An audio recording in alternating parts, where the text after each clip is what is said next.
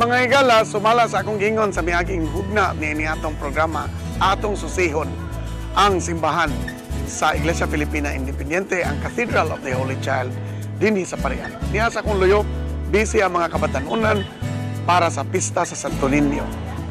Makisusi lang.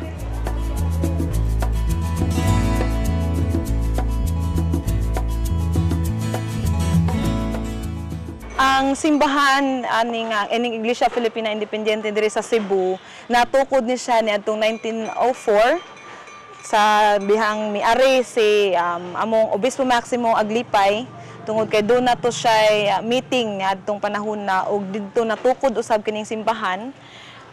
Before ganito siya may balik sa kauluhan dito sa Manila, doon na to siya nagpreside to siya og meeting sa Comisión de Damas de la Iglesia Filipina Independiente dito sa Teatro Junquera. Gani nabutang man na sa atong history sa atong simbahan, og kuyog ni adtong mga nagmeeting ang mga prominente nga mga personalidad sa Cebu. Usa na ani sila Senyora Nicolasa Escalante nga mao nahimong presidente sa Comisión de la Iglesia Filipina Independiente. Ang ilang vice-presidente adto si Senyora Emerenciana Madarang, ug ang ilang sekretary adtong panahon na si Senyora Juana Avila.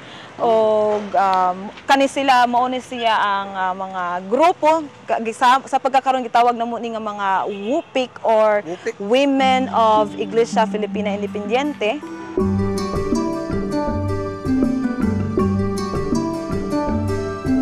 Sa pag-abot na ko din, hewan ako'y nakita nga karaan nga butang, gawas na ng image sa Holy Child nga among gihimong patron. That is a century old because that was the original from the beginning of the establishment 1902. of this church na 1 year after 1903. 1903. Kunya, ang pista ninyo lahi sa Katoliko.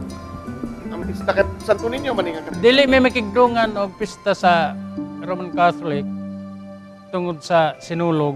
Kay ang among congregation tungod sa kadaghang mga bisita dire, di makalapos dire.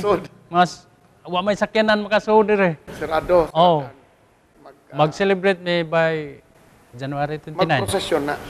Doon na may prosesyon. Doon na tayo gitawag og concelebrated mass headed by the bishop. Of course, the visiting priests are also in the altar.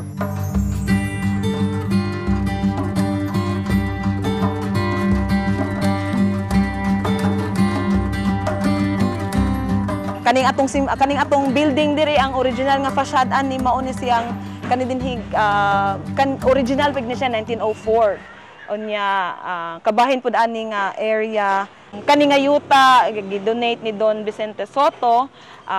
Doon na po siya gi-donate nga in cash nga proceeds ni siya sa iyang gibantog nga play nga paghigugma sa yutang natawhan. So usa siya pod sa mga nagpatukod niini. Usa siya sa atong gitawag nga diocesan officer atong panahon na. Ang additional ra ani nga bili kanang naay koros, tapos kaning vertical sa pediment na siya.